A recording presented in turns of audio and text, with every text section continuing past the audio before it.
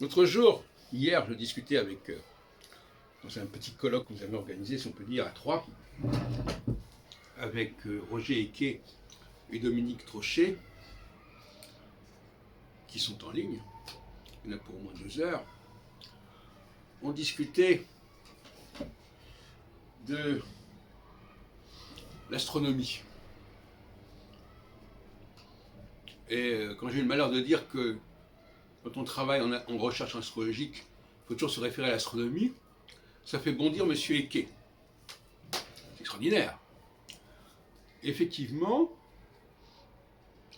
non, je ne crois pas qu'il faille couper le lien entre astronomie et astrologie, mais je ne pense pas non plus que tout ce qui est astronomique fasse sens pour l'astrologie. Il y a quand même un équilibre à trouver. Mais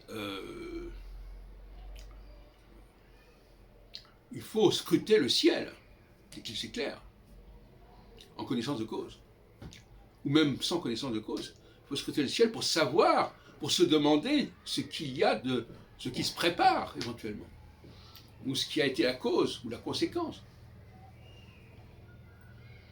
Donc,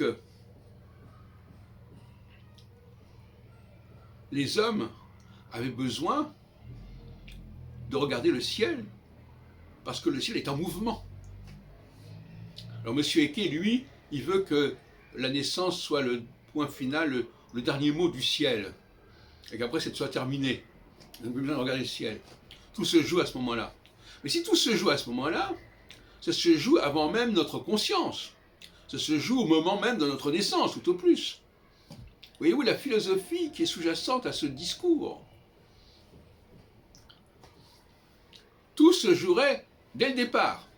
Et tout se jouerait même à la limite à notre insu, puisque ça se jouerait dans un monde qu'on ne perçoit pas, en tout cas pour les planètes, au-delà d'Uranus, ou au-delà de Saturne, comme on voudra. Vous voyez toute la philosophie qui est derrière ça.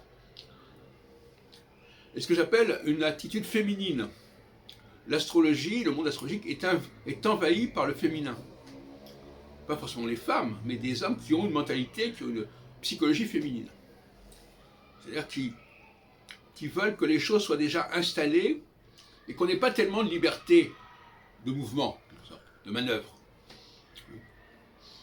Parce que justement, on veut être sûr que ce qu'on fait devait être fait, devait se produire, et qu'il n'y avait pas d'autre issue, il n'y avait pas d'alternative.